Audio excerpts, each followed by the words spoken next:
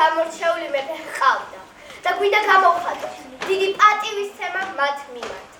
ამჯერად გვინდა კიდევ უფრო ახლოს გაგაცნოთ ქართველი მეფე ვახტანგ მეფე, რომლის მეთოდის ხანა გამორჩეული იყო საქართველოს ლიტერატურული აღორძინების დაწყებით. მოგეხსენებათ, რომ დიდებულ მეფეს კიდევ უფრო დიდებული ამღზრდელი ჰყავდა სულხან საბა ორბელიანი, რომელმაც შეამკო ვახტანგ მეფეს ჩინებული სიძინით. სწორედ ეს ღონისძიებაც მათ გვინდა მიუძღვნათ.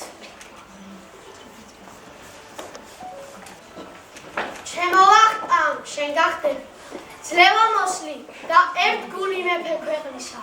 რამე თუ შეიმოსები, ჭკუითა დაუხვი სიბრძნე. გულმადგინედ მოусმენ ჩემ აღზრდას და მივიღებ მისგან ჩემად დარიგებებს საბჭოულსა.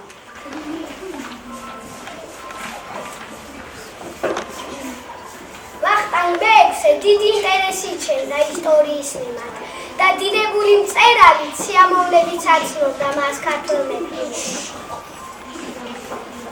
ფარნავაზი იყო პირველი მეფე. ქართლსა შინა ქართლოსის ანათებსა და ამან განაცხო ენა ქართული და არ ხარა ის დახედა ენა ქართლსა შინა თვინიერ ქართული და ამან შექმნა წიგნობრობა ქართული. მიანვე მეტი აღზრდელო ჩემო მეფე ფარნავაზის შესახებ.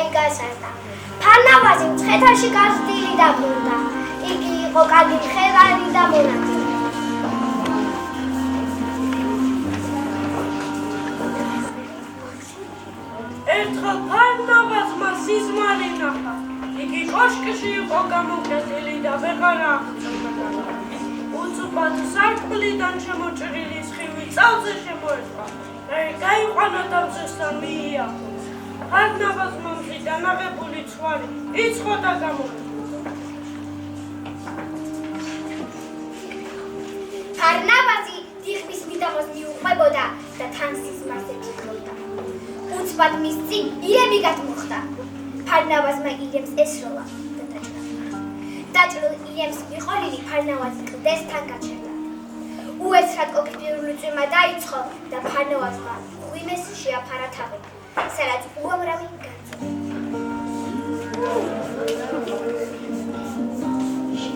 ეს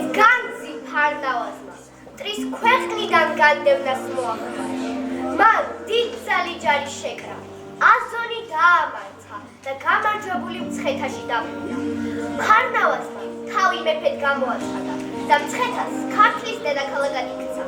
მან ომიანობის დროს დაანგრეული ქალაქები აღადგინა, ქვეყანა გააძლიერა და ქართული ენა სახელმწიფო ენად გამოაცხადა. მადლობა ფარნავაზ, მასტედ რომ არსებობს ენა ჩვენი საკვირველი. ვახტანგ მეექვსე დიდი ინტერესი, ვახტანგ მეექვსე კითხულობდა და კითხულობდა. ეცნობოდა ინფორმაციას საქართველოს ისტორიის შესახებ. სულხან საბა ორბელიანი კი ძალას არ იშურებდა, რომ მეფის ინტერესი დაიკმაყოფილებინა.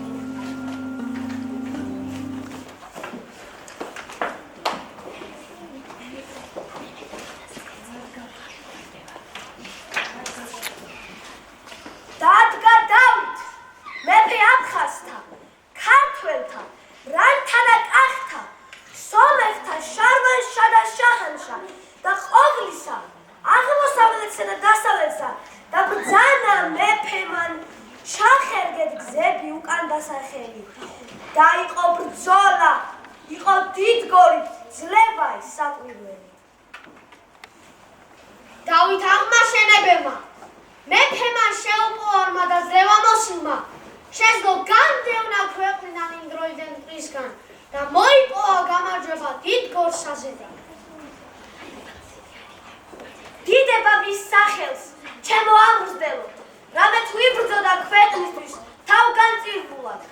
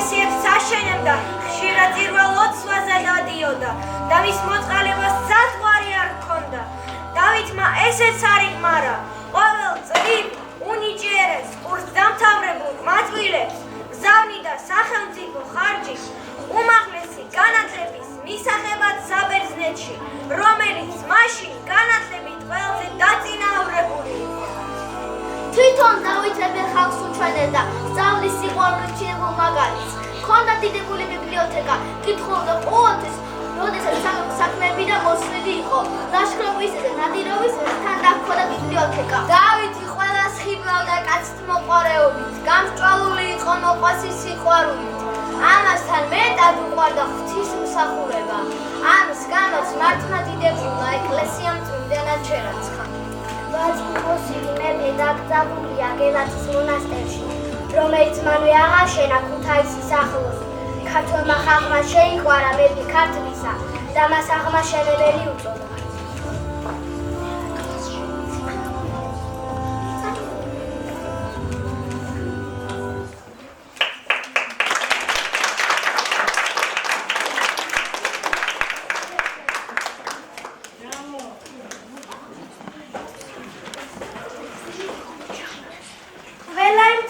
მტრებით მოსილი ყოფილა დავით აღმაშენებელი მეფეს რომ უნდა ამყოფდეს. საჭიროა მეფე იყოს თავდაბალიც, რამე თუ არ გადიდგუნდეს და ვეხარაა შესძლოს მართვა ქვეყნისათვის ნულად.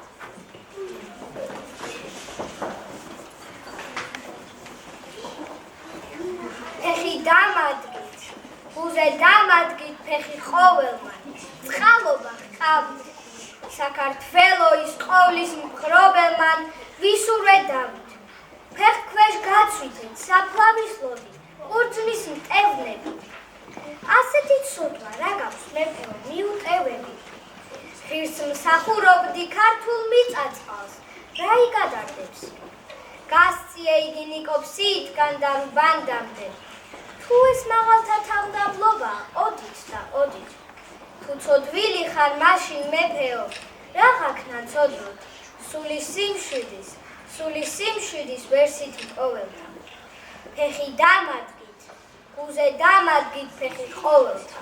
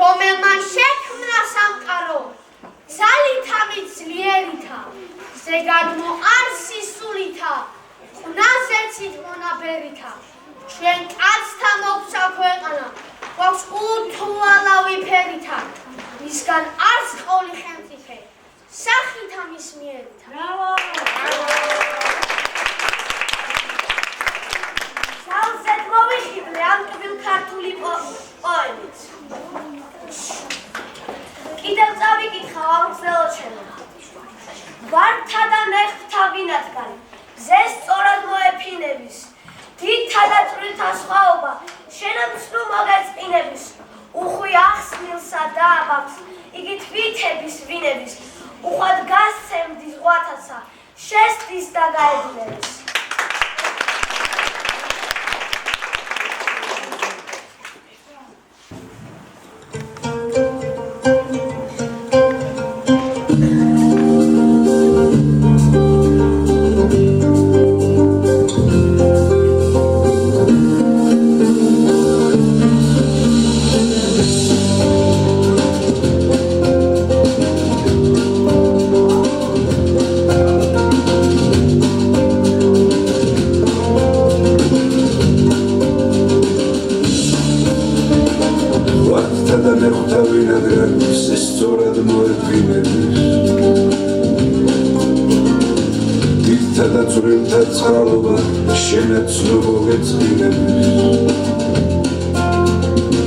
უხვი ახსნილსა დააბამს იგი თვითების ვინების,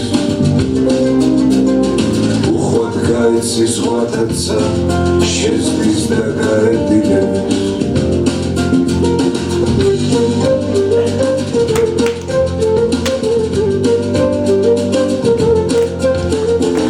ვინ არ ყოფილა მიჯნური სასახმელისდებიან, ვის არ უნახავს პატიჟი, ვისთვის ვინ არ აბნდებიან. მითხარ უსახო რა ქმნილა, სულგია და მოხდებიან, ხომ იცი ვარდი უერო, არავის მოუქრებიან.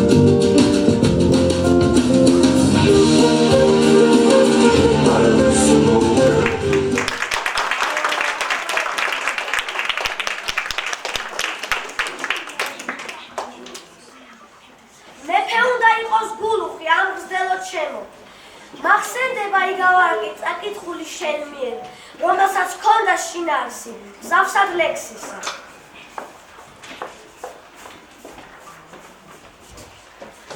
ერთმა სამართლიანმა დიდანმა და მოწყალე მეფემ როცა ნაბერდა ხილს მეგობა უბოძა და უთხრა: შვილო ჩემო, შენ გახდები ახალი მეფე და მანამ მეცოს ხალი ვარ ჩემ სალაროს ხელი არ აყო და როცა მოვკვდები ჩემი სულისათვის გლახაკეს დავი. შვილმა მოусმინა და დაიწყო მეფობა. ისეთი სამართლიანობა და სიკეთე გამოიჩინა, რომ მამის მეფობა ყველას დააბისხდა. დილით წინასე არ ჟდებოდა, ღამით ამხედებოდა, თან ლაპარსტინ კი არ გაემძღვარდა, უკან მიდევდა ხოლმე. ყველას უყვირდა მისი ამბავი, მაგრამ თქმას ვერავინ ბედავდა. როცა მამამ გაიგო მისი უკან მიდევნებული ლამპის ამბავი, დაიბარა და ჰკითხა: შვილო, შენი დიდი ქება მესმის, მაგრამ ღამით თუ გიყვარს სიარული, ლამპრის უკან მიდევნება, მისი წინ წამძღვარება, ხომ არ გირჩევია? დღემდე ვერ შემოვყადრე, თორე მე საქმე მისთვის ქენი, ჟობს ჟობს, სალარო სიცოცხლე შვეწინ, წაიმძღვარო და გლახაკებს უბოძო, თორე სიცოცხლის ვერ ეგაცემული, უკან მიდევნებული ლამპარი იქმნება. იამამ მეფეს შვილის სიტყვები და ყველაფერი გარცა. დაუმატლა სულს და თქვა: უმჯობესია ადამიანმა ყოველივე კეთილი საქმე სიცოცხლეში მოიმოქმედოს და სიკეთის ხნა დააჩქაროს.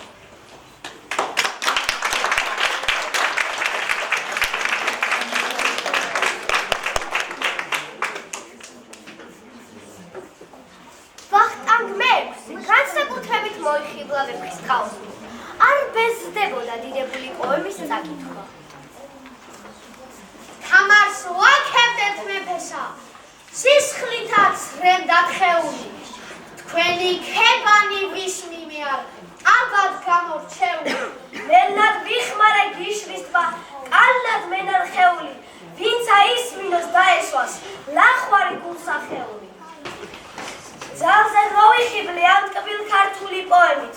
როცა გავიზრდები, აუცილებლად დავბეჭდავ მას, რათა ხალხი ეზიაროს შოთა რუსთაველის სიბრძნეს.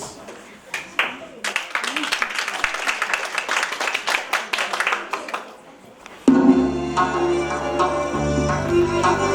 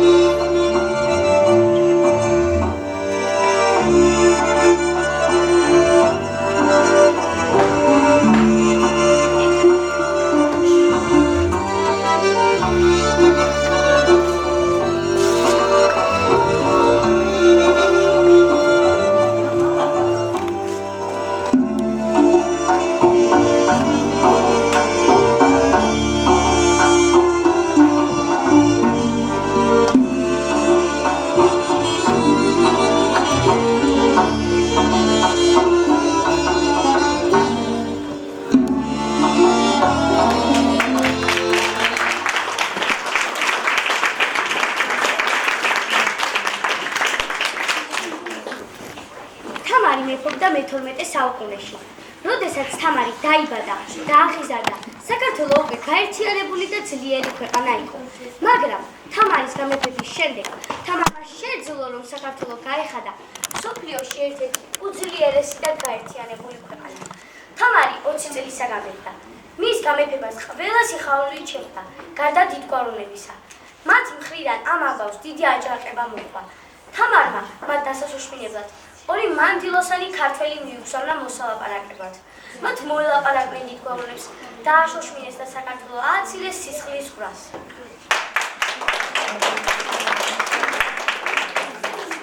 როგორც ღვთისმოყვარე გვირგვინოსანი, თამარი დაუცხრომად იღვწოდა ქრისტიანობის გაძლიერებისათვის. მან მრავალი ეკლესია მონასტერი ააშენა. ამავე დროს ის ზრუნავდა გაეცელებინა ქრისტიანმა მთელს კავკასიაში. თამარი დიდ ყურადღებას აქცევდა განათლებას და წინასწრობის განვითარებას. შემთხვევითი არ არის, რომ ამავე დროს შეიქმნა მეფის კავშირი.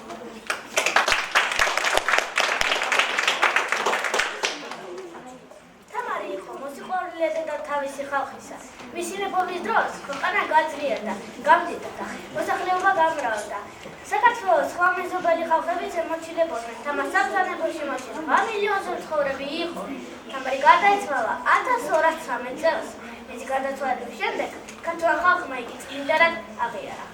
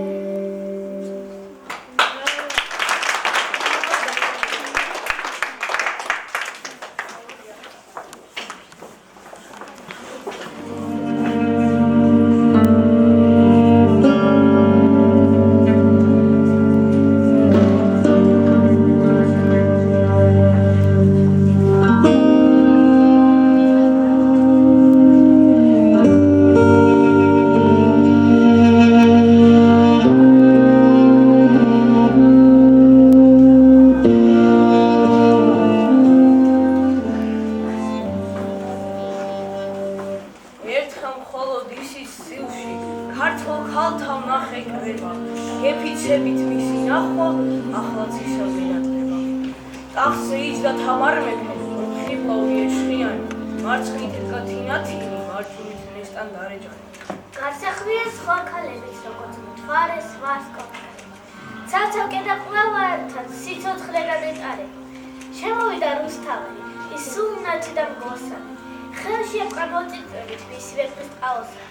ცაყვადისა სწორი პოვას, ის წინ მუხლი მოიყარა, გაიხება ტახსაჯდომა და ჩვენების გადმოწყობა. ის დარი იყო უცნაური იზღიმული და თვითმხილული სორჭრობა ჩემში იყო ჩანესი. მასაც გოსნის თანაგრძნობა გულში ედვა როგორც ქალსა, მაგრამ უნდა დაეჭირა თავი როგორც დედოფალსა. ბრძანა გმადლო ვერ გათვლით, როგორც მეფე დღეს შენმალსა, უკვდავების მოსახვეჭა მიგაპირე მომავალს. მიუბრუნდა მერე იქ მდგომ ნესტანსა და წინაწინსა. თქვენ გილოცავთ ამ ქვეყნიურ სიყვარულს და შვეულ ხინსა. გიანდერძებს საქმროთ ყველას, დარიალს დაავთან დილსა, რომ ქართველი, ქართველ, გმირად გამოსრდიდე შვილი შვილსა. ეს რომ ბრძანა თელს უეტად გადმოაშვა სისარტყელა, აიტაცა შუქმა შუქი და მას გაყვათანვე ყველა. მე კი თავში შემეშინდა მიმოვავლე გარს თვალები და რა ვნახე იმათმა სხვა ხალხი და სხვა ქალები. აღარცნეს სტანდარეტა, აღარცეს ზარეთ ყობოდა, ქართველობის რამნიშანი, ფული დამწდა, გამეღვიძა, ნაღვიანად გამეცი, ქვინე ტავი არ მენახა, საუცხო დამეცინა.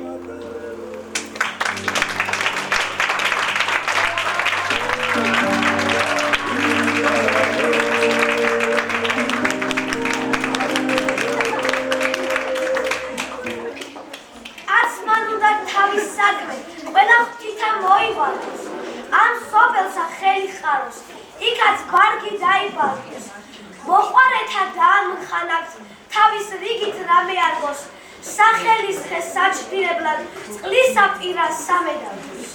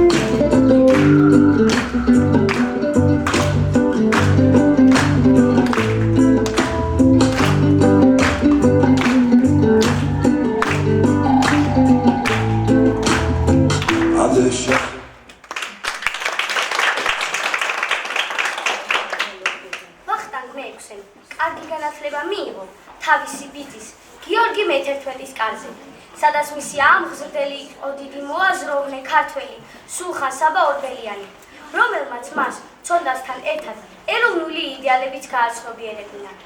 ვახტანგ მეექვსეს უნივერსალური სწავლის კი შეიძლება ეწოდოს, რომელიც თავისი დროის უძველესი დარგების კარგი მცოდნე იყო. 1709 წელს თბილისში პირველი ქართული სტამბა ამოქმედა, სადაც დაიბეჭდა ქართული კულტურის უმნიშვნელოვანესი ძეგლები. 1709 წელს პირველ ქართულ სტამბაში პირველად დაიბეჭდა სახარება. 1712 წელს კი ვახტანგ მეექვსის თაოსნობით დაიბეჭდა შოთა რუსთაველის ვეფხის ტყაოსანი, ქართული კულტურის საუკეთესო ძეგლი.